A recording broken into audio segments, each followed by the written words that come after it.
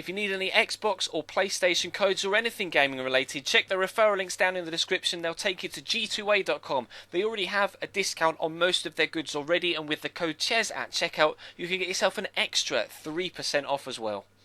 Hey guys, how's it going? Chez back again and welcome to episode number 80 of the Career Mode Road to Glory here on FIFA 15 with Cambridge United. We're getting so very close to the end of this championship season here in season 3, and as you can see we currently sit third in the league, level on points with Queen's Park Rangers. It's only goal difference that sees us sit outside of the automatic promotion zones in the top playoff spot. So obviously our main aim in today's episode and in the final few games of the season, the final 5 games of the season I think there are left, we need to get wins and we need to get goals along with those wins to try and get ourselves not only in a position to perhaps even get ahead of QPR on points, but even if we can't, we need to try and get back that difference we have in goal difference. So we'll hopefully try and do that here against Brighton in the first game and then build on that in the next 2 or 3 games in the episode. But as you can see, they're starting a 4-2-3-1 formation. It's a pretty strong formation as well with Kazenga Lualua out wide. We're going to get the first chance of the game. James Wilson's played in here. He's going to get a nice turn inside the defender. It was only a really good save by David Stockdale in goal for Brighton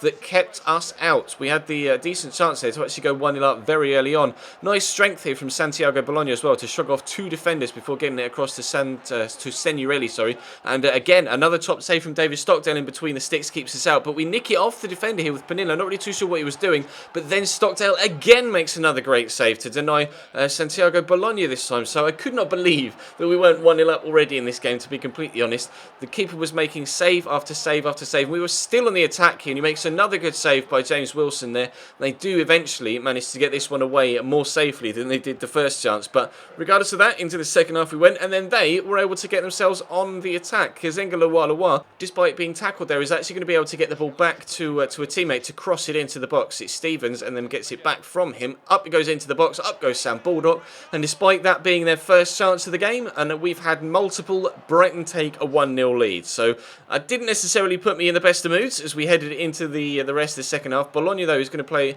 a really nice dribble here to James Wilson. Takes it in his stride really well. He's through one-on-one. Just finished it, son.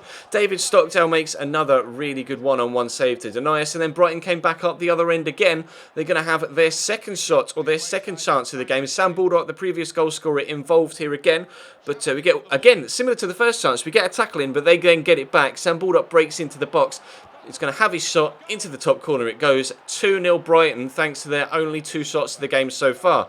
Well then, let's try and get ourselves a goal back, shall we? Michael Woods in the box here, twisting and turning, gets through, finds Jordan Graham, but he can't get his foot around the ball. He tries to cut across it and get it into that bottom corner, but just gets his angles completely wrong, and he fires it well wide. But Brighton give the ball away here, and again we're through with James Wilson. Just wanting to power away with the pace that we know he's got in those legs. He does get away, not the best of angles for a shot, so I try and get it into the top near post, but unfortunately again, David Stockdale makes a very good save. 84 minutes in, we're now on the breakaway, again on the counter-attack. Morozo, our right back, pushing forward, great pace from him. Bologna's actually going to get it back to him. Going to try and drill it across here if I possibly can to find a teammate, but in fact the angles again deny me the opportunity to do that. So Senurelli has the pot from the edge of the box. Good block by Toko. Jordan Graham is going to whip the ball in.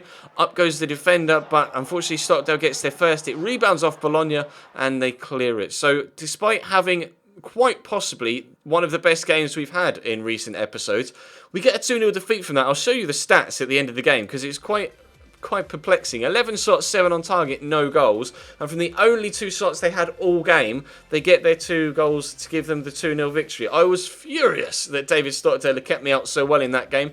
And I really wanted to make Crystal Palace pay in the next game to try and get ourselves the points that we need to keep up the pace with the top 2. Now, obviously, Crystal Palace was a side we're starting to learn a little bit better now that we're using them in the FIFA 15 online career mode, the episode of which actually went up a couple of hours ago on the channel, so check that if you missed it already. And not only is it a big game for us with regards to the teams above us, Palace sit right behind us, and if they beat us here, they'll actually go above us and we'll drop to 4th in the league. So it was even more vital that we got a win in this one. And if we could, again, trying to recoup that goal difference loss that we unfortunately have fallen behind even more so because of that 2-0 defeat against Brighton. But they've actually got Dennis up top. If you remember, he's quite, well, by this time in the career, he'll probably be about 38 or 39. But he's the Argentinian striker that is at real life in Serie A at Atalanta. So I'm sure you guys will be familiar with him. He's had a couple of informs in recent years on Ultimate Team. But Fabian Casada squares it back to Ryan Donaldson, and he's tried the right thing there to get it across, keeps into the top corner.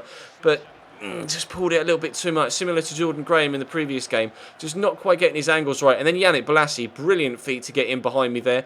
Lovely little back heel to Jason Punchin, into Williams. Good feet from him. He's going to try and squeeze it into that top corner, but unfortunately for him, again, not getting the angles quite right. But that was very close to Palace going 1-0 up. But I didn't want to dominate this game and find myself going behind again. I had to get myself in front. I just had to. We need the win. A draw isn't good enough. Jenkins Chikawee goes on a really nice run. Just runs out of space, so I had to give it to Michael O'Halloran. Gets it to Donaldson. The space is eventually going to open up for O'Halloran for this shot, and he hits the post, and they get it clear, but only as far as Lucio Razor. He's going to try and work it again back towards the penalty area. Really nice run from him. Good feet into Fabian Casada. Lovely fake shot. Powers past the defender and powers the ball into the bottom corner. We do have a 1-0 lead 5 minutes before half time. Is that the only goal we need to get ourselves a win? I was hoping we could get some more, actually, to be completely honest, because that isn't enough to actually counteract the deficit that we got from the Brighton game. So I need a 2-0 win here if we could possibly get one. We're going to have a great chance to make it 2 at the very end of the first half. And I don't know how Ryan Donaldson has only managed to put that past the post and not even at least got that on target. Ridiculous from him. He's got so much time and space there, and he still puts it wide. But Jason Punch is trying to get Palace back in it. Martin Kelly is going to whip the ball in. Really brilliant cross. And fortunately for me, a mixture of Joe Ledley and Denise actually head the ball wide and not into the top corner. So we stay at 1-0 for now. Trying to catch them on the counter-attack, but they steal it off me. Going to have the chance to see through Joe Ledley, and that flashes past the post. You'll see the replay. It really wasn't far away. Hit it really well. And the keeper was at full strength. Perhaps had his angles covered had it been on target, but still, it was a decent effort. But fortunately for us, we were able to grind out the 1-0 victory, defend the lead that we had. Unfortunately, not able to build on it, but we'll take it. 3 points are the most important thing, and then goal difference is, just going to have to come as an added bonus right now. But Reading away is the next game. So many big games in this episode. Reading are a fantastic side, obviously. They sit in 8th and are pushing for a playoff spot. As you can see, QPR still sits 7 goals above us on goal difference. So if we could get a big win here and hope that they drop points, that would really put us in a great position for the next, the next episode, the final 2 games of the season. Because the next game, the penultimate game, the next game in the series in Friday's episode is against Norwich, who are top of the table. So we really need to build on the good result against Palace here against Reading if we want to get some momentum built before we take on the league leaders and the side that pretty much are guaranteed to get themselves the Championship Division title as well. But thanks to the fixture congestion we've got right now, we're having games every Tuesday and every Saturday at the minute at the end of the season. So heavily rotated the side, but fortunately we have quite a few fit players. Unfortunately though, Pavel Pogrebniak at the back post, despite winning the initial header in the box to deny the man at the near post of getting the goal, they actually get it to Pavel Pogrebniak, and he wins the header at the back post to give them the lead. So we head towards half-time, and we're pretty much on the stroke of half-time as we're going to have this effort. Senurelli into Bologna to Elliott. Going to try and power around the outside of the defence, but there's not really anywhere to go. Tom Elliott hasn't been that good for us so far in this second season. Senurelli's going to try and work the opportunity, get it back to Tom Elliott. His feet are decent to get around the man, but Chris Gunter does foul him, even though Tom Elliott was able to quite easily ride the challenge. So we do get the free kick, and it's about 27 yards out, I think it was. Jordan Graham, we don't actually have a set-piece specialist in the side. Jordan Graham's kind of the best player I have to take free kicks from this sort of area. 27 yards out, put the right amount of power on it, and he buried it into the bottom corner. It's 1-1 on the very stroke of half-time, at the right at the death in the first half. There's barely any seconds left, let alone minutes, in first half stoppage time. But that was a brilliant free kick from Jordan Graham. So we push further into the second half. We steal it off them there. Ivan Santalan nicks it off their attacker. Tom Elliott tries to get it to Santiago Bologna. It's a bit heavy, the pass, and Santiago is really going to have his work out here to work the opportunity. But Michael Woods is free on the edge of the box into the area, and there's just too much power on that, and it beats Adam Federici at his near post. He goes off to celebrate in front of the travelling Cambridge fans. Is that the win we need to get us the 3 points to get above QPR? We're not sure yet. Straight from kickoff though, Reading are going to come straight back at me. Jem Karasan goes on a really nice run. I got caught on their other attacker there with Michael Woods when I was trying to defend, but we get the angles cut out there. But Jem Karasan gets it back to Stephen Fletcher, of all people, playing up top for Reading. Blackman is going to stand it up, and there's Jem Karasan at the back post. Again, a back post header where the defender is beaten in the air. It's 2-2 immediately after we went 2-1 up. So unfortunately, we're pegged back again. So we can't find ourselves getting the victory as we head, we don't look like we're going to get the victory as we head into the final few minutes. And Reading were on top, as you can see in the last few stages, but Jordan Graham nicks it off him. Time again for another fast, swift counter-attack. It worked when we got Michael Woods' goal. Can it work again here? Santiago Bologna, this time the pass from Tom Elliott is better played into Bologna. Great feet to turn and twist away from the defender. Bologna rifles it into the bottom corner.